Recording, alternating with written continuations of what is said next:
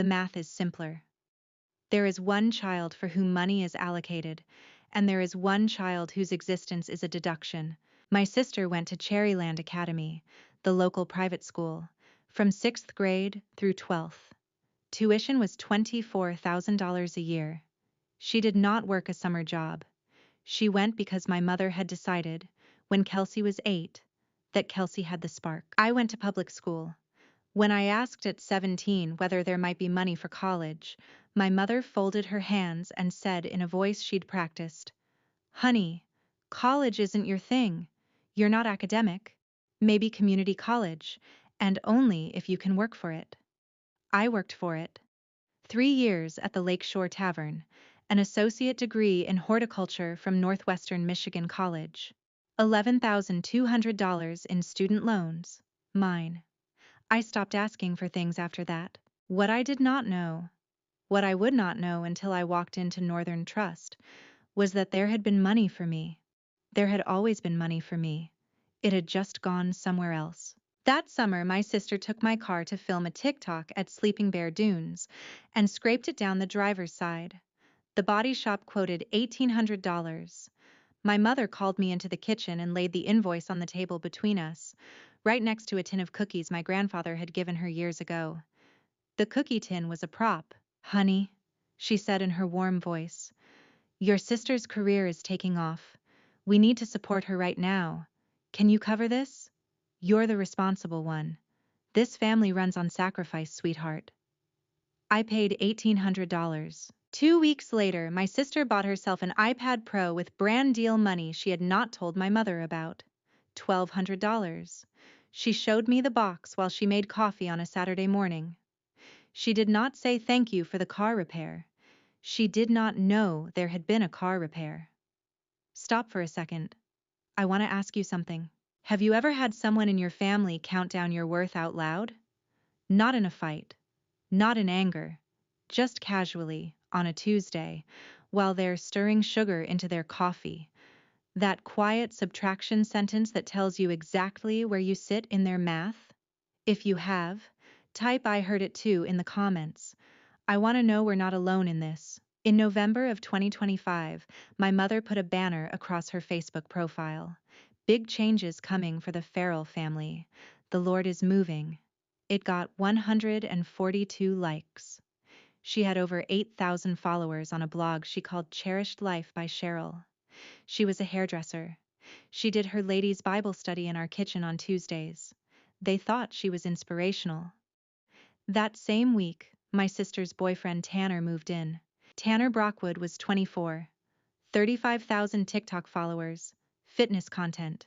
He took over my grandfather's old reading nook, the room with the green wallpaper, where my grandfather had taught me cribbage when I was 9, and he repainted it gray in 2 days. The third day after he moved in, he said, "No offense, but your aesthetic doesn't really fit the brand we're building here." I said nothing. I went upstairs. On the night of December 24th, I came down for water near midnight and heard my parents in the dark kitchen.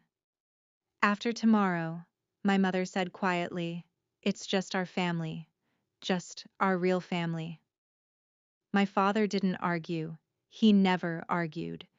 He poured the rest of his beer into the sink, washed the glass, and walked past me without seeing me on the stairs. I went back to my room. I took the walnut box out of the bottom of my closet for the first time in years. I set it on the nightstand. I looked at the burned letters on the lid.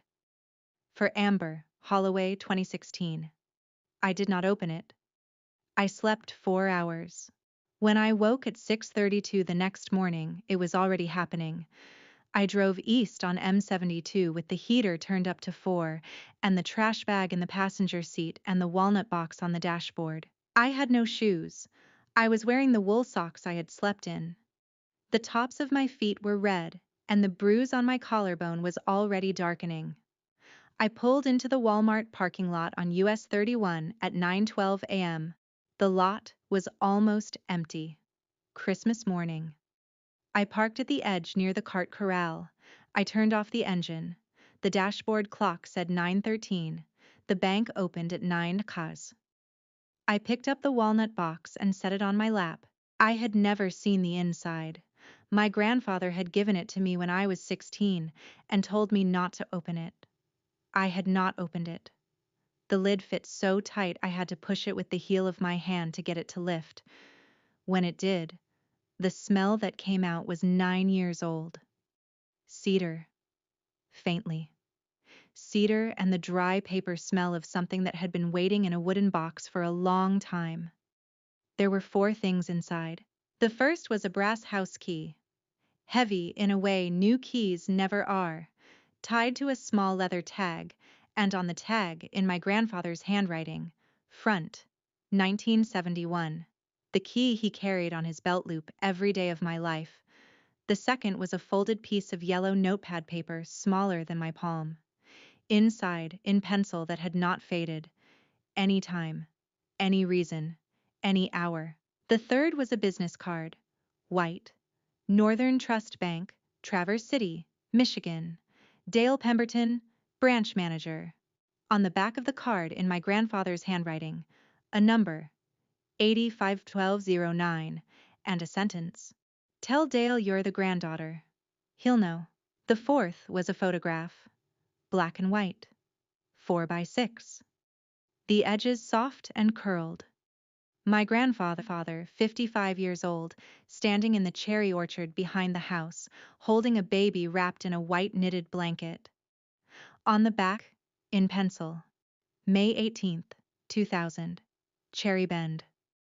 That was the day I was born. I had never seen the photograph. I did not know it existed. I sat in the parking lot with that photograph between my fingers and I cried for the first time that morning. Not loud. I am not loud. 2 minutes, with the engine running and the heater going and the snow falling onto the windshield. Then I put the photograph back into the box and I started the car. I called my mother once. She had blocked me. The voicemail box was full. I called my father. He didn't pick up.